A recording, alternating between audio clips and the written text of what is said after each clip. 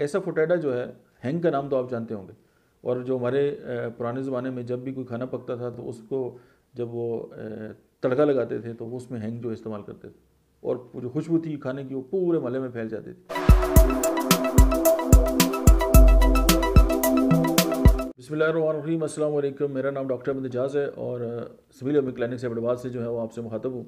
और होम्योपैथिक की जो सीरीज़ थेरेपेटिक्स की हमने स्टार्ट की है मटीरियल मेडिका से, और जो सिर्फ गाइडिंग सिम्टम्स जो हैं वो चंद हैं, हम उस पर बात करते हैं और बड़ा शार्ट सा। तो आज हम बात करेंगे एसाफोटाइडा। एसाफोटाइडा जो है, हैंग का नाम तो आप जानते होंगे। और जो हमारे पुराने ज़माने में जब भी कोई खाना पकता था तो उसको जब वो तड़का लगाते थे तो वो उसमें हैंग जो इस्तेमाल करते थे, और जो खुशबू थी खाने की वो पूरे महल्ले में फैल जाती थी। क्यों? उसकी बेसिक रीज़न ये है कि जो फ्लैचुलेंस है, यानी जब भी कोई खाना या कोई ऐसी चीज़ जो हमारे पेट के अंदर गैस पैदा करती है और जो पेट है वो ढोल की तरह जो है वो सूज जाता है, तो उसको एंटीडोट करने के लिए या उसकी जो ट्रीटमेंट है उसके लिए जो मेडिसिन इस्तेमाल होती है वो होम्योपैथिकली वो एसाफोटाइडा है।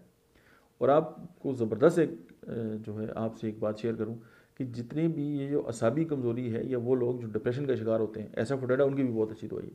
आप देखें ना, अगर पेट में गैस बन जाती है या वो पूरी बॉडी जो है वो अजीब तरह की बेचैनी और जिस्म के अंदर जो है उस तरह के इश्यूज स्टार्ट हो जाते हैं, और इसका असाब पे बहुत बड़ा एक्ट है।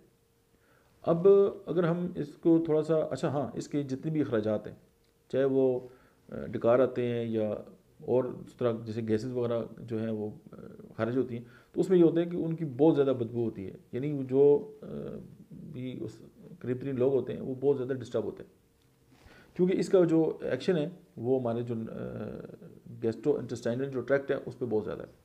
फिर इसका एक और एक्ट है कि अगर फीमेल है और वो बच्चा जो है वो दूध पीने वाला है और उनका जो दूध कम हो गया, अगर आप एसाफोटाइडा होम्योपैथिकली देंगे तो उनके जो दूध है उसकी जो कमी है उसको भी पूरा कर देगी। लास्ट टाइम हमने इसी तनाजुर में बात की थी एग्नेस कास्टस की, और ये सेकंड मेडिसिन जो है वो आपके पास इस हवाले से आ गई। और पेशेंट जो है वो कोशिश करता है कि खुली और ताज़ा हवा में रहे, ताकि उसका जो है जो सांस और जो उसको गैस्ट्रिक इशू है उसमें कमी आए।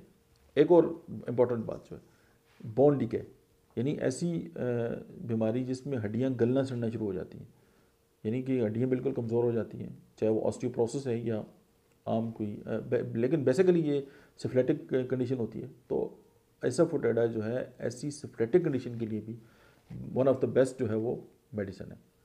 और जो चाइना है, चाइना ऑफिशियल एलिस जो है वो उसकी बेस्ट जो है वो मावन मेडिसिन है। तो एसाफोटाइडा को याद रखें, और हमारे जो बड़े बुजुर्ग जो है वो खाने में जब इस्तेमाल करते थे एसाफोटाइडा को, तो उनकी जो साइंसी अप्रोच थी उसको भी याद रखें।